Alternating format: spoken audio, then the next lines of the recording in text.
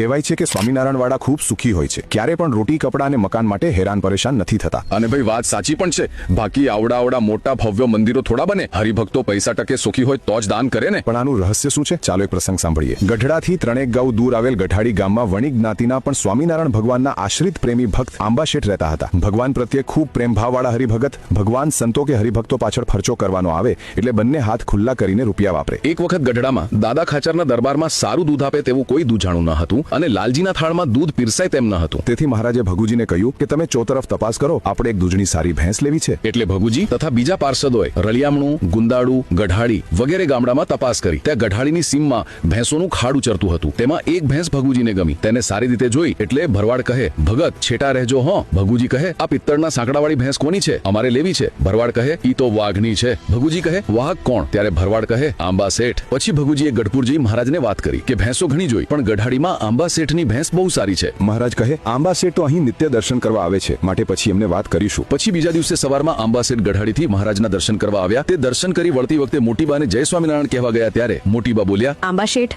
દરબારમાં એકેય દૂધાણું નથી, તેથી લાલજી દૂધ વિના વાળું કરે છે. પછી શેઠ કહે, બા ક્યાંય ભેંસ હશે તો તપાસ કરશું. એમ કહીને આંબા શેઠ તો નીકળ્યા. ઘેર આવી પોતાના પત્નીને કહ્યું કે આપણે મહારાજને દૂધની ભેંસ આપવી છે. ત્યારે તે કહે, એવી સારી ભેંસ આપી દો તો ઘરમાં શું રહેશે? એમ કહી આપવાડી ના પાડી. પણ આંબા શેઠ તો પ્રેમી હરિભગત, મહારાજના સુખ અર્થે બધું કરવા તૈયાર. એટલે શેઠે વિચાર કર્યો કે ઘરમાં કલેશ ના થાય અને કાર્ય સિદ્ધ થઈ જાય તેમ કરવું છે. કાયમ અનેક પ્રકારની ઉપાધિ ઊભી થાય, માટે યુક્તિથી કાર્ય પતાવીએ. આ રીતે વણિક બુદ્ધિથી વિચાર કરી ગામમાં કોઈ માણસને કહી દીધું કે તમારે મારી ભેંસ આજની રાત્રિએ અમુક જગ્યાએ બાંધી દેવી, ઘેર ના આવવા દેવી. હંમેશા તો 5 વાગે ભેંસ ઘેર આવી જતી, પણ આંબા શેઠની આ યુક્તિથી આજે તો દિવસ અસ્ત થઈ ગયો તો પણ આવી નહીં. મોડી રાત સુધી રાહ જોઈ, ઘણી તપાસ કરાવી, પણ ભેંસ ઘેર ના આવી. ત્યારે આંબા શેઠ પોતાની પત્નીને કહેવા લાગ્યા કે તે શ્રીજી મહારાજને આપવાની ના કહી તો લે હવે શું કરીશ? ભેંસને ચોર લઈ ગયા હશે, નહીંતર આપણી ભેંસ ઘેર ના આવે એવું ન બને. માટે હવે તો શુભ સંકલ્પ કર કે જો ભેંસ પાછી આવે તો શ્રીજી મહારાજને અર્પણ કરી દેવી. એટલે તે કહે, હા જાઓ, ભેંસ પાછી આવે તો શ્રીજી મહારાજને દઈ દેવી. આ પ્રમાણે ઘરના મનુષ્ય હા પાડી એટલે આંબા શેઠ હથિયાર લઈ તપાસ કરવા નીકળ્યા. સંકેત પ્રમાણે જ સ્થાનમાં ભેંસ હતી ત્યાંથી લઈ આવ્યા અને ગઢપુરમાં દાદા ખાચરના દરબારમાં આવ્યા. ભેંસ જોઈ મહારાજ બોલ્યા, શેઠ આ શું? ત્યારે શેઠ કહે,